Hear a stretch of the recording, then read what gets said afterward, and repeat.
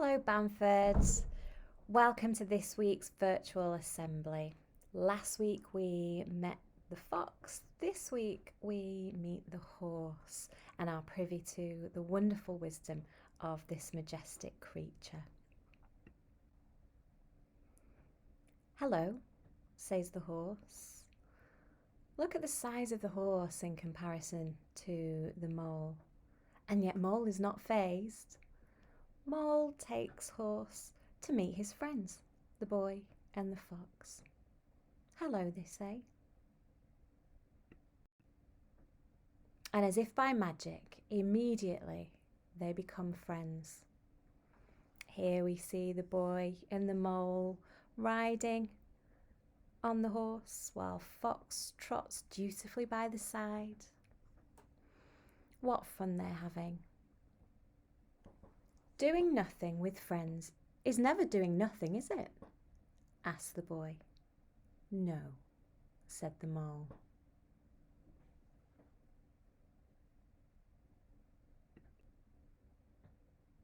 And here we see them having even more fun. And the author has put some music to the background of the fun that they're having. So here the music is quite upbeat, and they get faster and slower. The music becomes more dramatic, and all of a sudden they take off. Here we see Fox leaping over a body of water, and Horse is doing the same with Mole and the boy on her back. But oh no, disaster strikes, and the boy loses his grip and falls from the horse's back. But the horse is not fazed. She says, "You fell, but I've got you."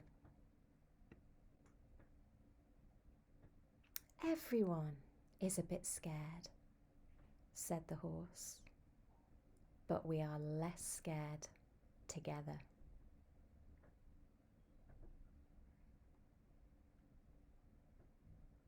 And the boy is clearly upset, feeling a little sorry for himself, maybe a little embarrassed. And the horse nuzzles him and says, "Tears fall for a reason, and they are your strength, not weakness." Do you think Horse is right? It's true, it's important, isn't it, to clear out our emotions, recognise our emotions, and when we feel sad, to let those tears fall so that we don't bottle them up. Because when we bottle things up, that's when we can become ill.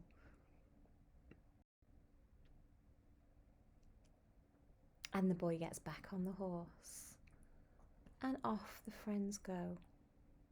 And the boy says, "What is the bravest thing you've ever said?" The horse replies, "Help."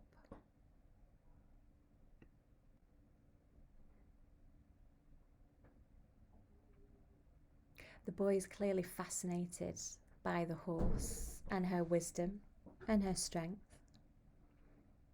"When have you been at your strongest?" asks the boy. And the horse says, "When I have dared to show my weakness." "Asking for help isn't giving up," said the horse. "It's refusing to give up." Think carefully about an area of your life where you might need to ask for help. The horse is right, of course. Asking for that help isn't giving up.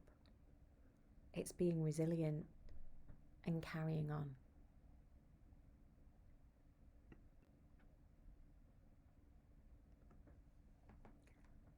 "Sometimes I worry you'll all realise I'm ordinary," said the boy. "Love doesn't need you to be extraordinary," said the mole. Now, of course, the mole is right. When we love someone, we recognize all of their weaknesses, we accept them for who they are, and we love them unconditionally.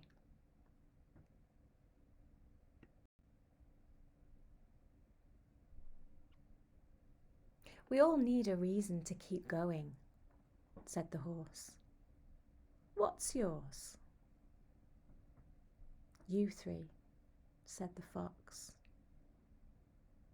The fox doesn't often say many things, but the fox clearly feels very deeply for his friends. Getting home, said the boy. Cake, said the mole.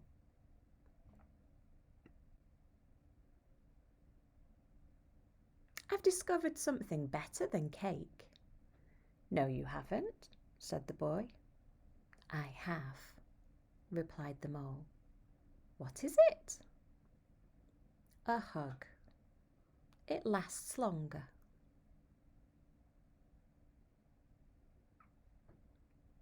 And so through his friendships, the mole has become less selfish, less focused on cake, and more focused on love.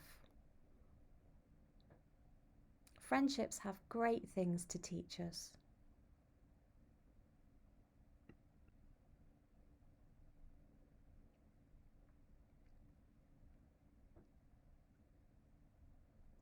Nothing beats kindness, said the horse.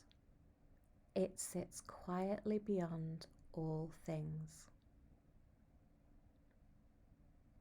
What do you think horse means? Kindness sits quietly beyond all things.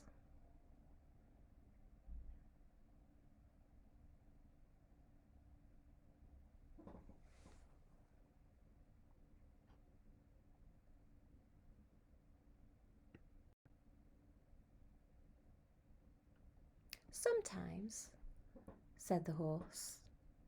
Sometimes what? Asked the boy. Sometimes just getting up and carrying on is brave and magnificent.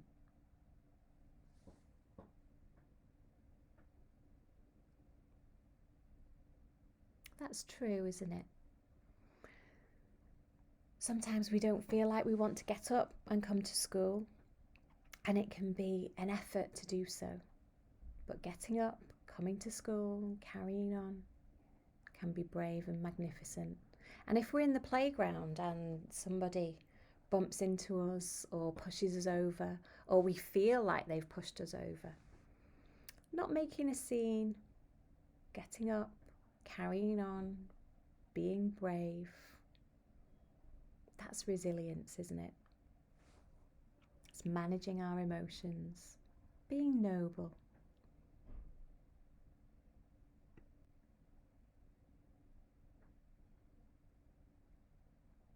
And the friends come to the water's edge and see two swans gracefully gliding across the water. How do they look so together and perfect? Asked the boy. There's a lot of frantic paddling going on beneath, said the horse. The greatest illusion, said the mole, is that life should be perfect. And here Charlie illustrates this because his dog walked across the page, and instead of creating this page again, he decided to leave it in the book.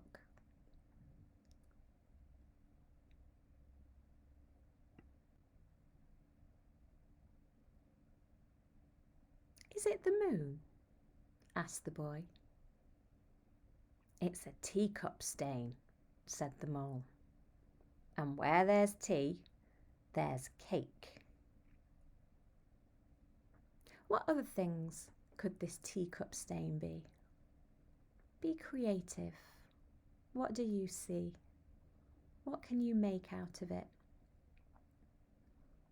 We often say, in a world where you can be anything, be kind. Another option is be curious. Here we see the friends looking up at the moon. Tiny little crescent moon. Once more, what else could it be?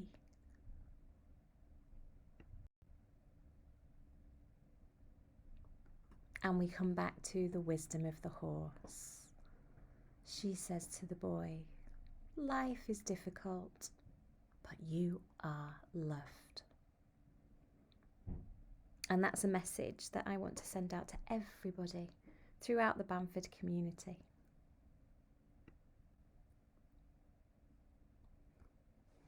Send in your ideas to your teacher so I can read them. How would you describe the horse? Would you describe her as kind, as wise, as gentle, all-knowing? I'm sure you can come up with some fantastic adjectives. What does the horse teach us? There are some fantastic lessons in that little piece of the story that we've read today. And would you like the horse to be your friend? Tell me why, or why not? Finally, think of a time that was difficult for you. How did you come through it? And how would you approach difficulty next time? That's all for this week, Bamford. Take care, stay safe, and I'll see you next week.